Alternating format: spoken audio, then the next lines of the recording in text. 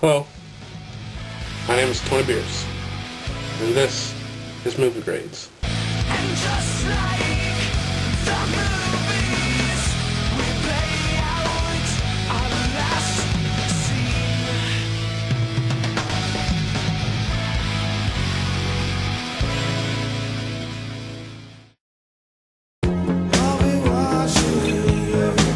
The movie I will review for you is entitled Watchmen, based on the graphic novel. I'm going to have to thank my good friend, the RK Stud, for giving this graphic novel to me as a Christmas present some years back. I'll also have to thank my friend Willie, since he gave me a teaser poster. The teaser poster is a hand-drawn poster by Dave Gibbons, one of the Watchmen characters, the comedian being attacked. There's a little spoiler alert. I'm gonna spoil quite a bit of this movie for anybody who hasn't seen it yet. I have a unique perspective on the movie because I'm a person who actually read part of the book before seeing the movie. The reason I only read part of the book is because when I received this, I started to read it, and then shortly after there was a documentary on comic books. I saw this documentary. The documentary talked about Watchmen. They spoiled the ending for me. So I didn't finish reading the book because I already knew what was going to happen. So since I only read part of this book, some of this movie was very fresh to me. I didn't know about certain parts of it. This movie is directed by Zack Snyder, who has directed 300 and Dawn of the Dead remake.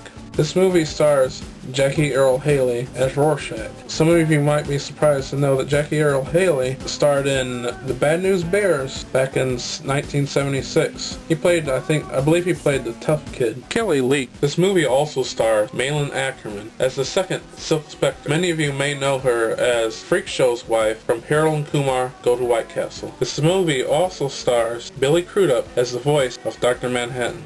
Billy Crudup also did the voice of Ashitaka in one of my more favorite animes, Princess Mononoke. This movie also stars Matt Fuhrer, who plays Moloch, one of the comedian's arch enemies. Now, I know Matt Fuhrer from the 80s as a character called Max Headroom. Matt Fuhrer must also be a friend of Zack Snyder's, since he also had a small part in the Dawn of the Dead remake. This movie also stars Jeffrey Dean Morgan as the comedian, Patrick Wilson as the second Night Owl, and Matthew Good as Ozymandias. This movie begins with a montage of this alternate reality in which superheroes actually exist, and it starts off in the late 1930s and it goes up until 1985 with the death of one of the superheroes, the comedian. In this alternate reality, Richard Nixon has gained a third term as president. In 1977, government passed the Keene Act, which outlawed all superheroes, except for superheroes who worked for the government. The only two superheroes that have worked for the government is the comedian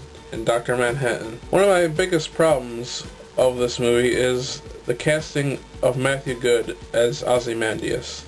Matthew Good is a pretty good actor, however, he does not have the physical requirements to be Ozymandias. Another one of my big complaints is the horrible makeup effects in this movie. They have Richard Nixon in this movie being played by an actor who's really not that good, and he's wearing makeup that looks as if he took a Nixon mask that you buy at any store for Halloween and just put it on. The makeup artists should be embarrassed for themselves. The makeups for the other actors who try to look old or who have scars on their faces or whatever also looks very bad. I think that Zack Snyder is very smart for taking this movie. In both the comic book movies that he's made, 300 and this movie Watchmen, are just one full story. If he had taken another character, say Spider-Man or Batman or Fantastic Four or whatever, these are characters who have a history spanning 30, 40, sometimes 50 years. It would be hard to choose one story for these characters to make a movie out of. Another complaint I have about this movie is that it is rated R,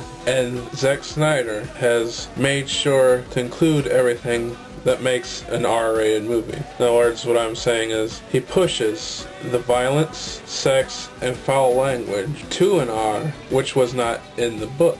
Yes, the book does have sex, violence, and foul language, but not as much as the movie. The movie is filled with the F-bomb. Nowhere in the book is the F-bomb used. Yes, Dr. Manhattan is naked in the book as he is in the movie, but I feel that the movie, he's naked too much. Every single chance that they get, they show Dr. Manhattan naked.